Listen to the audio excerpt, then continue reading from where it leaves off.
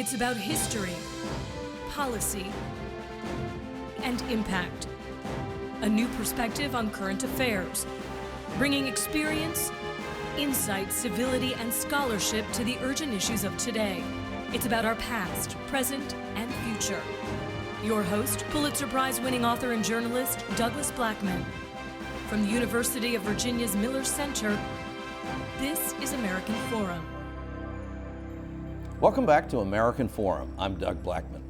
In the weeks since President Donald J. Trump was inaugurated, we've had guests from across the political spectrum and have asked for their wisdom on the issues that will be most crucial in this coming first year of the Trump presidency, their advice for President Trump and his advisors, and what counsel they would give to the American people, those who supported the election of President Trump and those who opposed him. Here at the Miller Center, we study the office of the president and encourage decent, civilized, informed discussion among our citizens. Over the past year, we've undertaken a special effort to identify crucial questions facing the nation and the presidency, gathering a range of experts around each one, and developing nonpartisan recommendations for how our national government and the president can work best for the American people. You'll hear from hardcore conservatives to centrists and unabashed liberals and progressives. Our guest in this episode is one of the latter. E.J. Dionne, longtime columnist of the Washington Post and the author of 8 books about American politics and life, including, most recently, We Are the Change We Seek, the speeches of Barack Obama. We'll ask him what challenges face the GOP as it transitions from 8 years as a stubbornly intransigent opposition party to being the party in power, demanding that the new opposition cooperate in ways that Republicans rarely did. At the same time, can Democrats, out of power, preserve some of the programs they hold most dear without damaging the operations of our democracy? And how does each party do all this while positioning for upcoming congressional and state races, worrying about which way an unpredictable new president is next going to swing, and with talk beginning already about the 2020 presidential campaign? E.J. Dionne, thank you for being here. It's great to be here. Can't talk about 2020 soon enough. You know? Yeah, it gives me the chills just to say that. So you have attributed, in things you've written since the election in November, you've attributed President Trump's victory to several explanations. Russian Premier Vladimir Putin, FBI Director James Comey, Republican Party leadership, the Electoral College, and as you identify them, college-educated white men, and I think that was all in one column. You identified all those people. And that one concluded, I truly do fear for our country's future. Are things really that bad? Yeah, I am more afraid than I've ever been in my life. In fact, I went back to check myself on that assertion to see if I was fooling myself. And I was very upset about the recount in Florida and the Supreme Court's decision in Bush v. Gore. I'm one of those who hasn't gotten over it.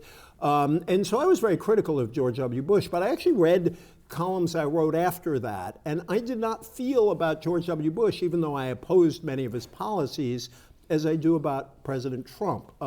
Because in the case of George W. Bush, I knew clearly that he was a committed small d Democrat, that he fundamentally believed in this system.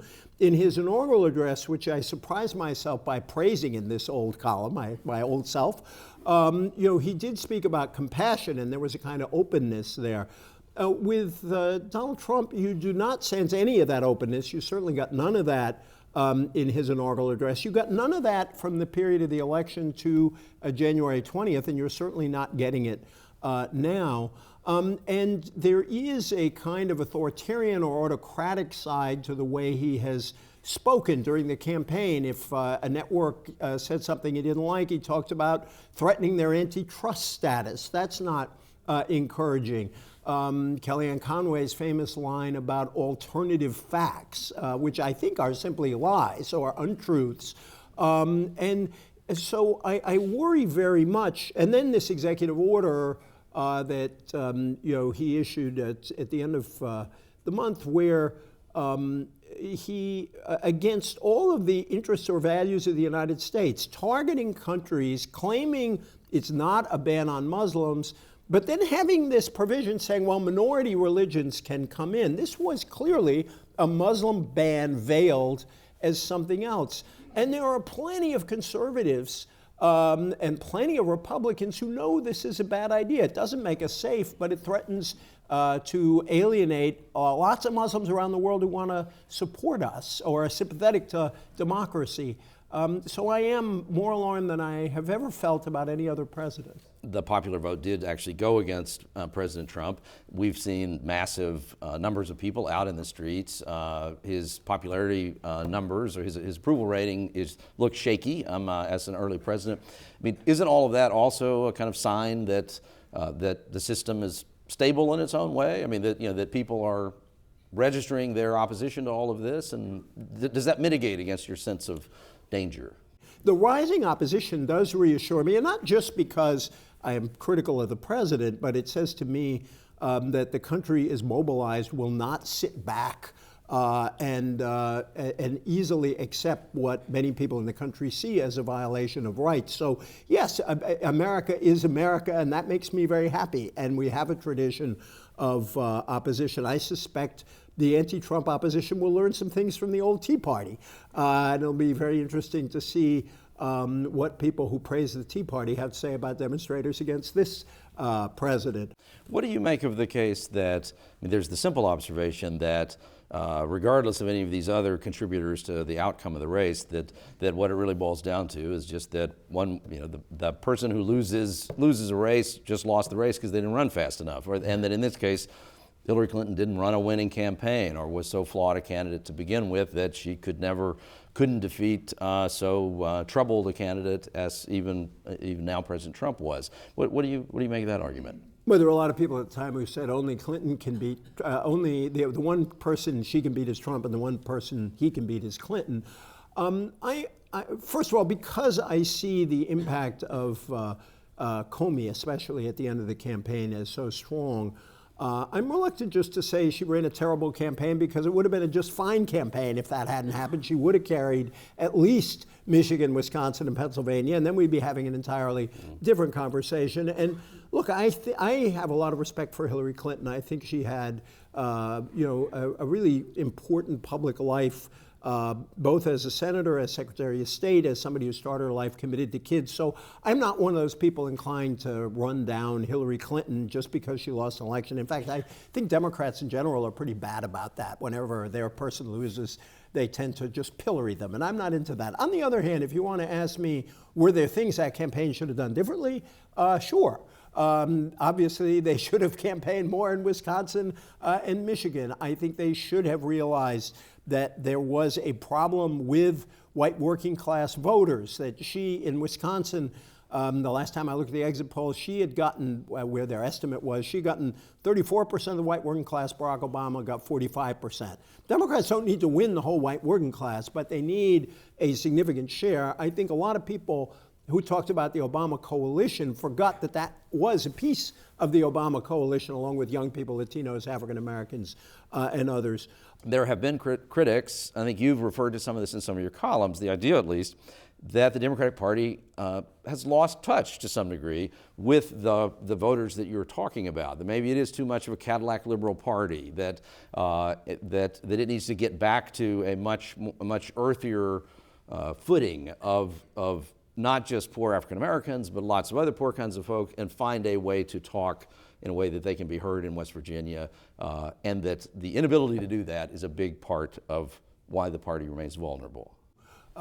First of all, there are plenty of Democrats out there who actually represent those folks. In Western Pennsylvania, in Ohio, I don't think Senator Sherrod Brown has lost track of those folks. I think there are a lot of politicians in the party who haven't lost track of those folks. I think, secondly, I also don't like that argument when it's cast as, well, we've spent too much time worrying about women, Latinos, and African Americans. Now we got to worry about this group. No, the Democratic Party should not abandon its commitment to African Americans, Latinos, and women's rights. However, if you're going to argue that there can be a kind of elitism among liberals, that I hate the term flyover country. Flyover country is a big majority of the United States. I don't know what part of the coasts you're going to define.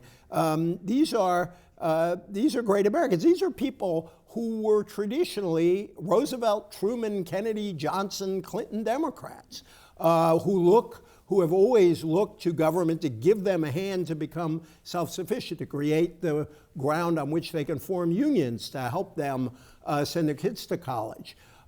So yeah, I think that liberals, progressives do need to talk to them more. I think Bernie Sanders in the primary got support in part because he directed some of his attention to them.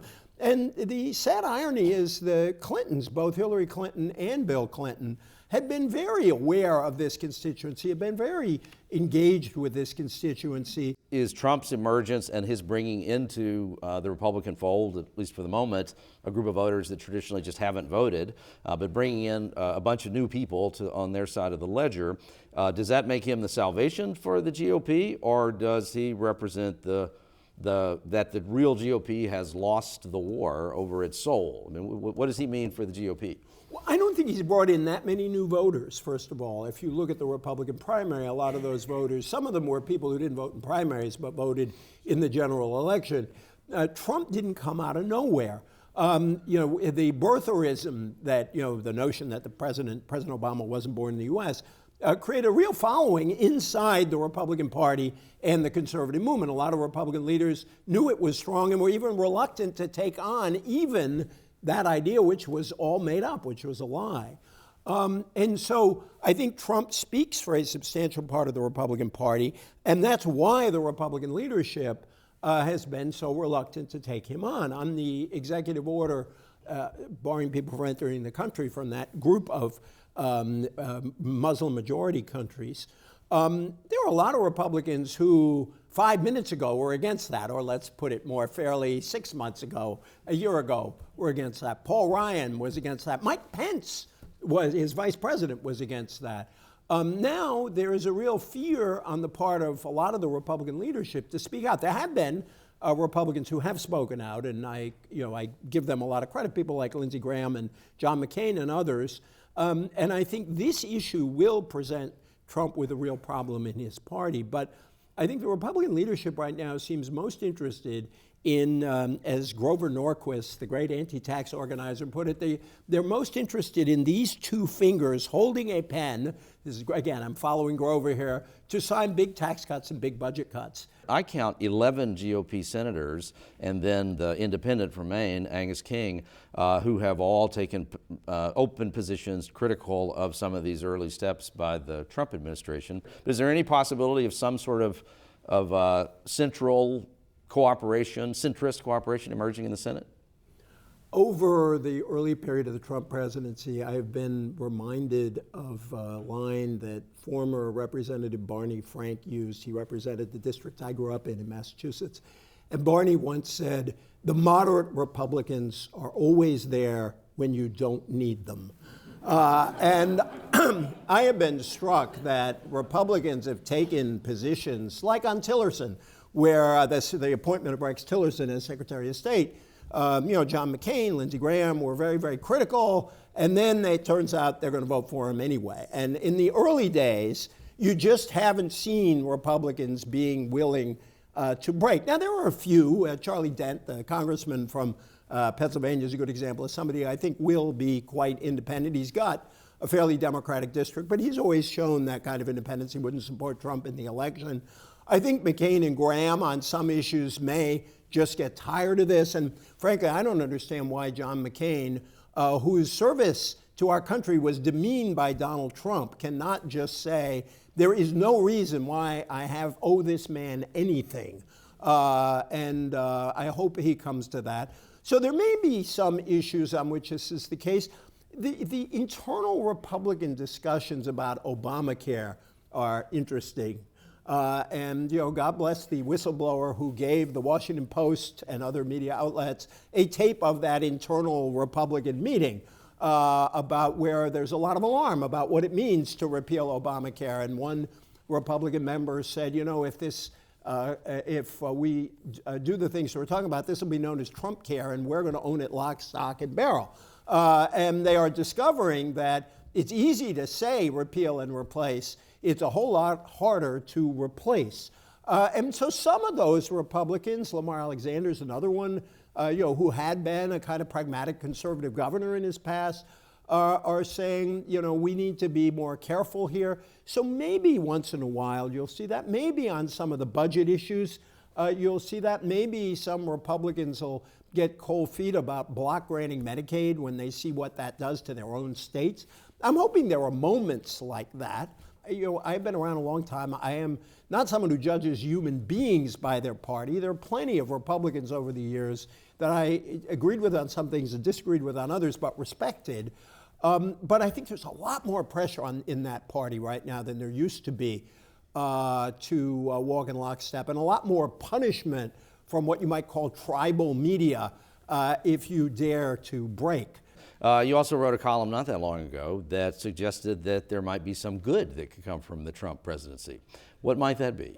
Well, actually, it's true. I did write that column. I do not. I will not present alternative facts. The first thing I said is that this mobilization of people into politics, this sense that people on the moderate and progressive sides may have gotten a little bit complacent. There's no complacency now. And I'm particularly struck by the activism of young people, where I think that there is a whole new generation ready to mobilize. They don't like a lot of what President Trump is doing. And I think they could begin to transform politics. Again, at the Women's March, one of the striking things was it transcended generations.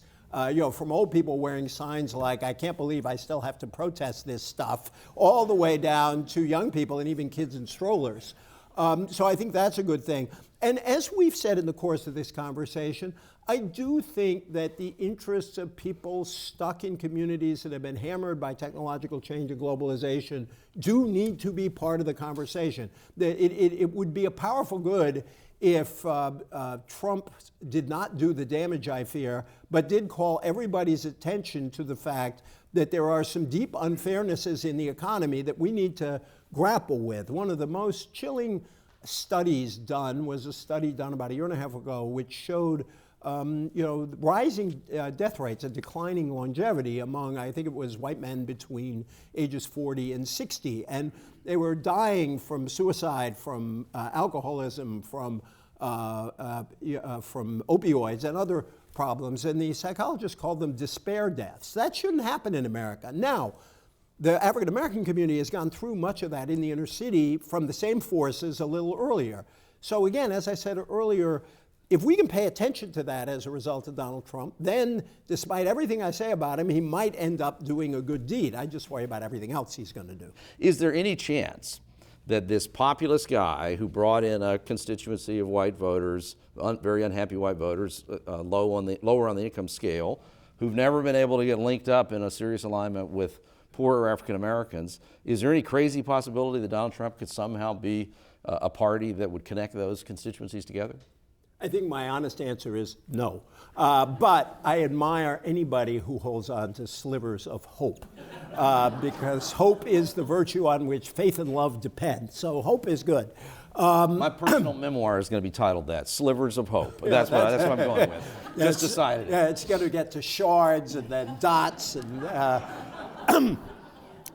on these issues, unfortunately, I don't see it. I mean, first of all, another way to recast your question less politely is at various points in his political life, Donald Trump has been on almost every side of every question. So there is a sense in which it's hard to know what the core Trump really is. And so maybe, there is some chance on some things he might surprise us on the upside, or somebody like me on the upside. But even on the inner city, I think it's very disturbing that he has a view of the African American community that is nothing but chaos and crime, and to use that word he used, carnage. I'd love it if he went in that direction. I just don't see it as connected to the Donald Trump we see most of the time. self-interested question, since this program is broadcast on public television stations all across the country, and there's discussion of a proposal to do away with the National Endowment for the Humanities and the National Endowment for the Arts and to do away with all funding for the Corporation for Public Broadcasting. But does that really matter in the end? Does public television actually matter anymore in this sort of crazy bonfire of media out there?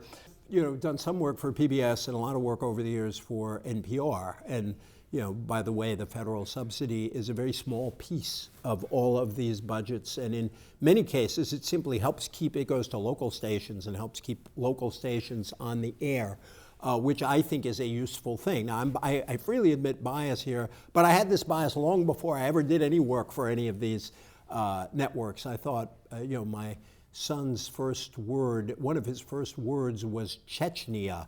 He had no idea what it meant. It meant we listened to NPR way too much in the house. And so I believe in these things, and I think, you know, a proud, cultured, civilized democracy, every other democracy supports public television and public radio, supports the arts. And it helps democratize them because it helps make the arts and culture and theater and certain kinds of news stories and certain kinds of coverage available to everybody. This is not, you know, people always say this is elitist. Actually, it's not elitist. It's almost the opposite of elitist. It says that culture and various forms of culture should be available to everyone. The market provides a lot of it, but the market doesn't provide all of it.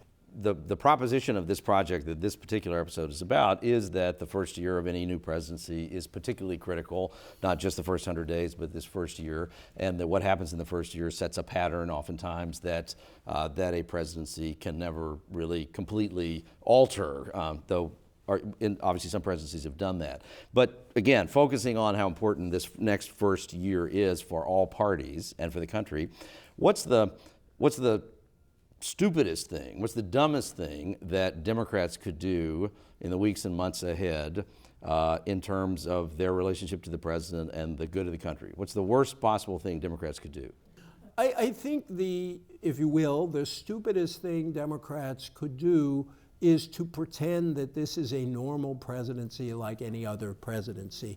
You know that Ted Kennedy and George Miller, two great liberals, were happy to work with President George W. Bush on No Child Left Behind. People can argue about No Child Left Behind. We still argue about it. The fact is, they decided that Bush was serious about negotiating about that he was serious about education reform, and they could go in with him and try to do that.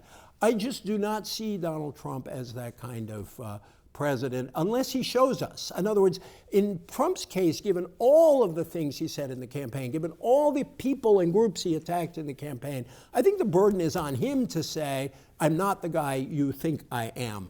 Until we have evidence, he really does look like the guy we thought he was. And I think Democrats should be very wary of business as usual with Donald Trump. If you were sitting with President Trump at this same table and you were going to say, I've got one piece of advice for you about how you could finally calm things down and maybe be a much better president than I have been predicting, what would that piece of advice be? I think the occasion is highly unlikely, but in my book, at the end, I talk a lot about Dwight Eisenhower. And I talk about Eisenhower's farewell address, which I think is one of the underrated pieces of presidential rhetoric and advice. And that farewell address has this wonderful section in it on the need for balance, between public and private government and private enterprise, rights and responsibilities. And to me, the best kind of conservatism is not hard ideological conservatism. It's a traditional conservatism of balance that understands we do need government, but we can't pretend we don't need government, and we can't pretend the government does only bad things. But of course, we also depend on individual freedom and entrepreneurship. And as a country, we've always tried to strike that balance. I think that Americans believe in liberty, but they also deeply believe in community. I like to refer to that as our divided political heart. And so I would tell Donald Trump, you really do seem to be missing a sense of balance. And the guy you might study to give it to you is a good Republican named Dwight David Eisenhower. E.J. Dionne, thanks for joining us. Good to be with you. Thank you. If you'd like to send us a comment or join the conversation, go to the Miller Center Facebook page or follow us on Twitter. My handle is @DouglasBlackman. E.J. Dionne can be reached at E.J. Dionne. To watch other episodes of American Forum, share them with your friends, join our email list, or read a transcript of this dialogue, visit us at millercenter.org American Forum. I'm Doug Blackman. See you next week.